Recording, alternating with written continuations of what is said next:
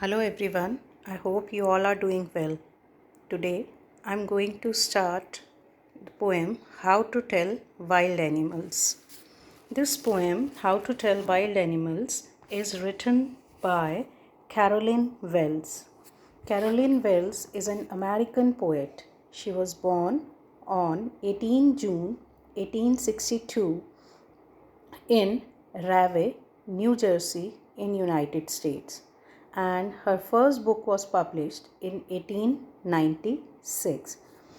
Before I explain you the poem, so let me tell you about the style of the poem. The style of the poem is humorous. This humorous poem suggests some dangerous way to identify wild animals. The use of words and emotions are not only humorous but ironical as well. It is ironical that the noble Bengal tiger eats you the moment it sees you.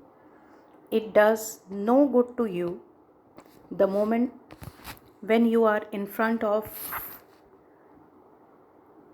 a spotted leopard. The friendly hug of a bear is deadly. Same way, hyenas use their smile and crocodiles use their tears to catch their prey. Here the praise means Preys. Praise means the victims or the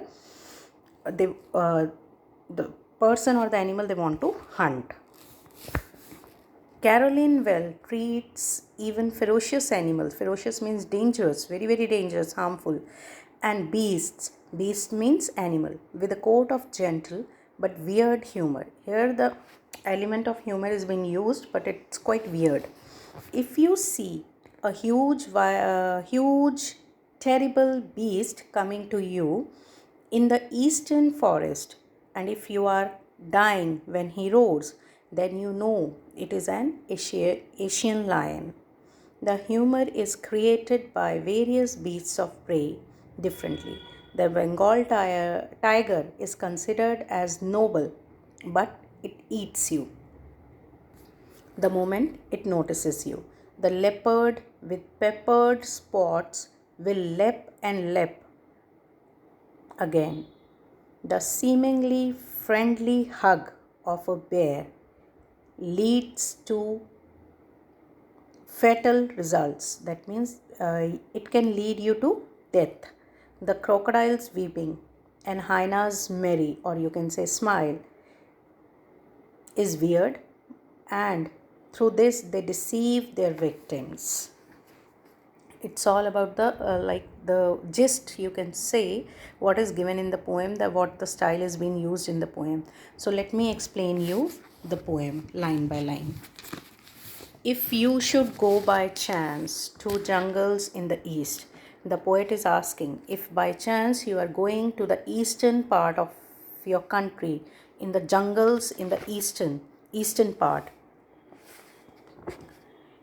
and if you there you should advance, and if you move there further in the jungles, advance means to go further in the jungle, a large and tawny beast, if he roars at you, you are dying, you will know it is the Asian lion. And if you see there a very big, a huge and tawny means yellowish brown color animal, and if it roars at you, and it seems by hearing that roar, if you feel like dying, you will know it is none other than an Asian lion. See children, the description, it's a humorous way. These animals are very harmful, but the poet has used the element of humor to give the identification of these animals. Let's move to our second stanza. Or if sometime when when roaming around, a noble wild beast greets you. If you are roaming around in the jungle and very impressive beast encounters you, or very impressive animal sees you, or you sees that animal with black strips on a yellow ground, and if it is having black stripes on its body which is yellow, Just notice if he eats you. This simple rule may help you learn the Bengal tiger to discern. Then, if the animal pounces on you, jumps on you, and tries to eat you, then this simple rule will help you to know that this animal is none other than the Bengal tiger. The stripes, the black stripes on the yellow body of the animal is the identification that it is Bengal tiger.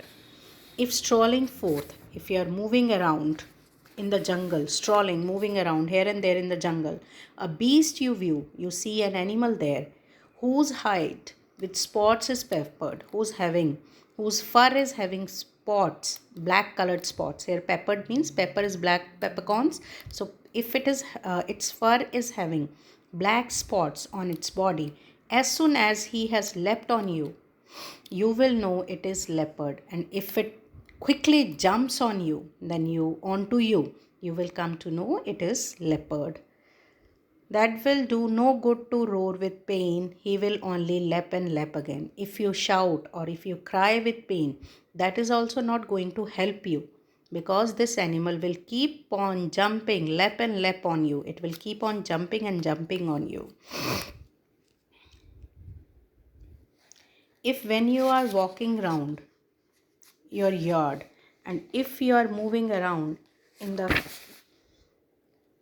courtyard of your house, you meet a creature there, and if you see a very big who hugs you very very hard, then if you sees an animal over there who gives you a huge hug, be sure it is a bear. The animal which will hug you, you have to be sure by its hug that it is a bear. If you have any doubts, I guess he will give you just one more caress. And if you have any doubt about this animal, then again this animal will again give you a touch, or you can say a gentle hug. Again this animal will give you. This gentle hug of the animal is really deadly. So this is the element of humor used here in the poem to describe a bear. Though to distinguish beast of prey, a novice might nonplus. Novice means the person who is new, who is a layman. Nonplus means may get confused. Though to distinguish beast of prey, a novice might nonplus. If you, though it is for a new person or a layman, it's quite confusing to distinguish these wild animals. The crocodile you always may tell from the hyena thus. Hyenas come with merry smiles, but if they weep, they are crocodiles. And if you are getting confused between hyenas and crocodiles, then hyenas always keep smiling and crocodiles always shed their tears. That means they deceive their prey with their hyenas deceive their victims with their smile, and crocodiles always shed their tears. The true chameleon is small, a lizard sort of thing. And if on a tree you happen to see a lizard sort of thing and he hasn't any ears at all, and if it does not have any ear and not even a single wing, if there is nothing on the tree and you don't see anything on the tree, then this is the chameleon you see. Then you see none other than a chameleon.